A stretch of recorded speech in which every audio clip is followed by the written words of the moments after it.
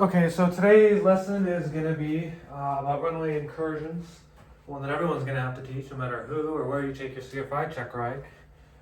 So, first off, what is it? Well, we basically just are doing this or teaching this, and we want to prevent runway incursions because it helps us increase the safety of aircraft movements on an airport. We're trying to reduce incidents as much as possible. The reason we're trying to do this is because runway incursions are bad. They can lead to serious accidents, losses of life. For example, and if any of you guys are into aviation, you may have heard of the Tenerife disaster. That's a pretty good example of people not being, not reading back clearances right, not complying with them, and almost 1,000 people died. And also, every year it's getting busier and busier, so we really want to be careful when we're doing this. Now, we should probably define what a runway incursion is. So a runway incursion, this is the best one I have. Oh wait, no. Okay. So a runway incursion.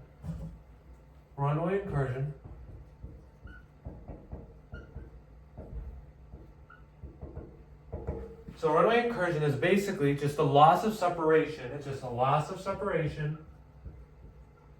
I cannot spell today. A loss of separation between an aircraft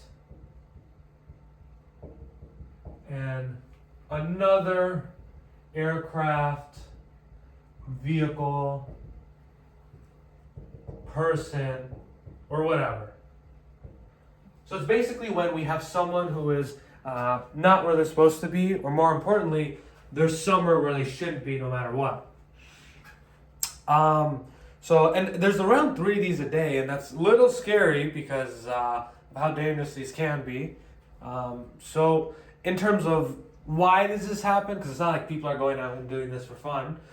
It is hard to taxi at some of these bigger airports. Airport layouts can be challenging, tower frequency or ground frequencies may be busy. A lot of airplanes moving next to us. But another thing is people just don't listen to ATC clearances. And that's something we'll kind of get into if people are not familiar with airports. But also if they are familiar, they can be biased in terms of what they hear. So how can we prevent this situation, right? How can we not end up on the news or part of the 3-a-day statistics? One of the things is just maintaining situational awareness, making sure we're aware of where we are in relation to everyone else, every other airplane, object, person, tree. I guess that's a little extreme, but we just want to be aware of where we are with relation to everything else. We want to review airport layouts. So for example, if I'm flying to Chicago O'Hare for whatever reason, it'd be in my best interest to avoid a runway incursion. And in order to do that, I would study the airport diagram. I would look at all the NOTAMs. I'd see if there's any common taxi routes in the chart supplement or wherever you may find those. And I also look at things like hotspots. And so hotspots, I guess I can write that down because it's important. So hotspots, to put it simply, are just high-risk areas. And I don't have it here, but on a taxi diagram, it's pretty obvious. It's typically just like, for example, I don't know if this is a taxi diagram. This is Alpha, and there's the Charlie intersection. Maybe it'll just have kind of a square here, and it'll say HS3, or if there's like 5 hotspots, maybe this is hotspot 3.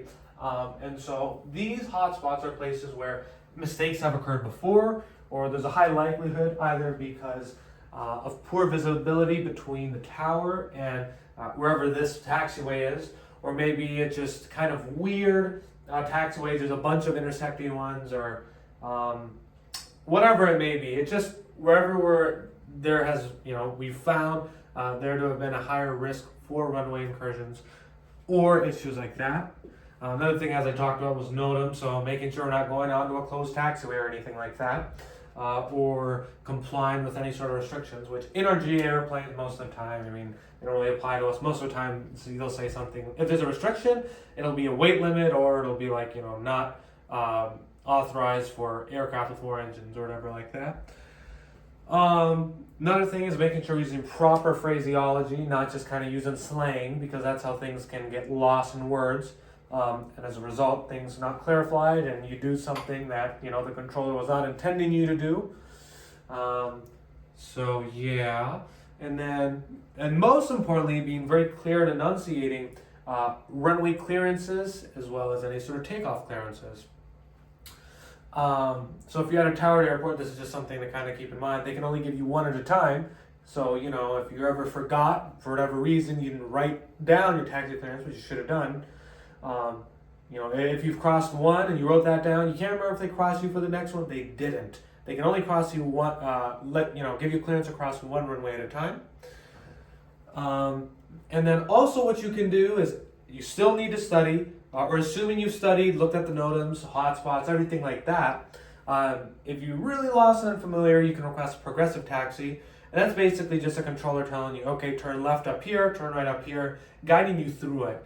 And this is good because it kind of helps you maintain your situational awareness in terms of all the other airplanes and one-way crossings, and try to figure out the taxi route for yourself if it's a big or unfamiliar airport. Another one is obviously making sure we're having our lights on, right? Having our beacon, nav light, taxi light on. We don't want to have our strobe lights on unless we need them, especially at night, because we can blind other people or other pilots. When we're crossing runways, we do want our strobe and landing lights on, even if it's not an active runway, just because we want as much visibility as possible on those areas. And then again, obviously, for example, if I make a right at Alpha or Charlie, making sure I'm enunciating clear left, clear right, looking both ways before crossing a runway. Even though they've given us a clearance, there's numerous videos on the internet you can find of airplanes lining up when someone's maybe a half a mile out. So make sure you use common sense, because people in the tower are humans too. And then another thing you can also note is, if it's a solid line, you always need a clearance, but if it's a dash line, you don't need a clearance. In fact, when you land, you shouldn't be waiting. Most towers will tell you, hey, just turn left on Echo or something. But what you should be doing is vacating as soon as possible, right? So, and a good way to remember this is like when we're driving, you'd never go over a solid line. Same thing in aviation.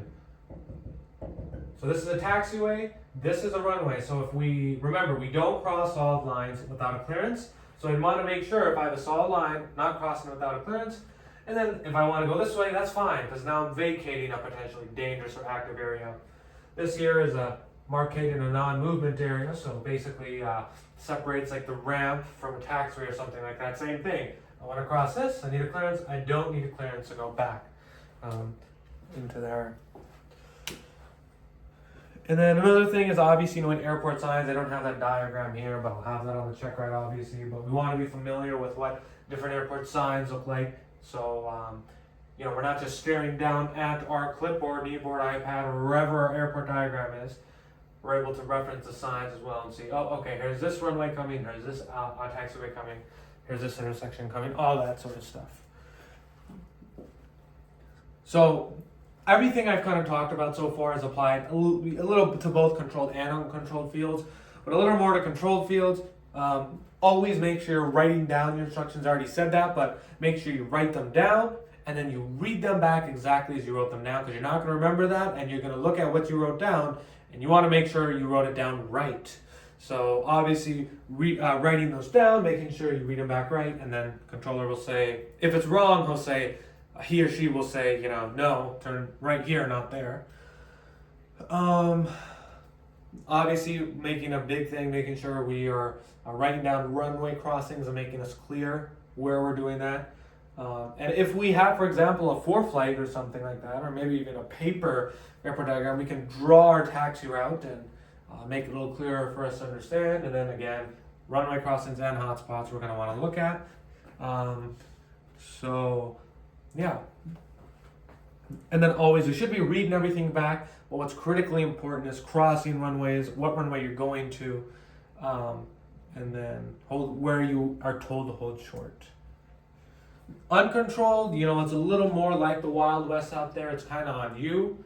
So we still want an airport diagram, still want to plot out, our taxi route, but instead of asking ground to taxi, we're going to announce our intentions on the CTAF. And we should be listening to CTAF too, right? So, for example, if I say, I'm going to runway 15 at Alpha, now everyone knows that I'm going to be using that. So if anyone else is trying to get off the runway and go on Alpha, they should see me, but they could at least, try to, if they were paying attention to CTAF, they can remember, oh, there's someone on Alpha here. May want to be careful. And again, we're planning, we're going to brief it, and then at the end, make sure everything was right. So, yeah. So how do we avoid issues? So assuming we've done all our planning, read everything back right, how do we make sure when we're actually taxing we don't screw up? Well, the main way is limit distraction, right? Don't be on your phone. Don't be trying to do a checklist while taxiing. Do not be trying to program the GPS while taxiing. Just focus on looking outside and getting the airplane to where it needs to be. And also, if you have any passengers with you, tell them, hey, this is kind of a serious point in the flight, so I'd ask you to refrain from talking unless there's a safety issue or some big issue that you think needs to be addressed urgently. So just, make sure you limit distractions as much as possible. In terms of airport markings and signs, that's something I'd kind of review, but the very important thing is these two here. Mainly the runway one, but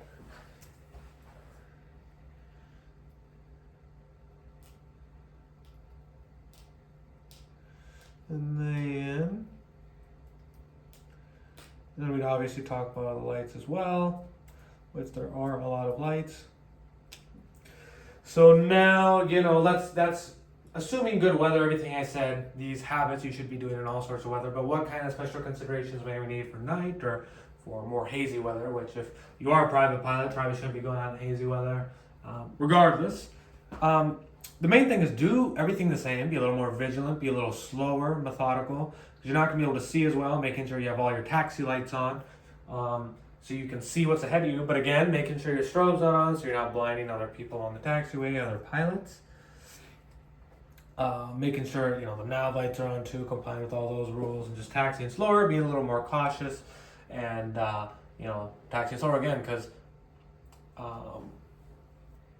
we won't have as much time to react if something pops up, so we don't want to be going that fast.